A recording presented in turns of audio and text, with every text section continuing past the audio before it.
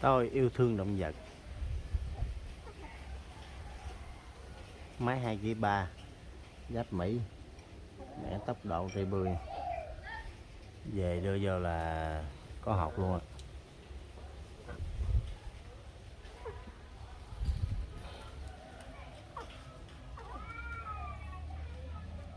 Chẳng hàng trơn nha, độ tốt.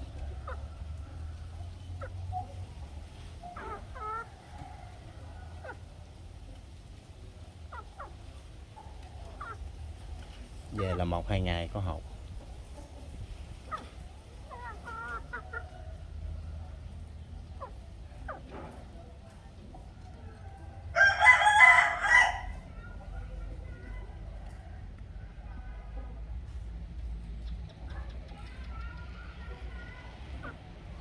Chích rưỡi.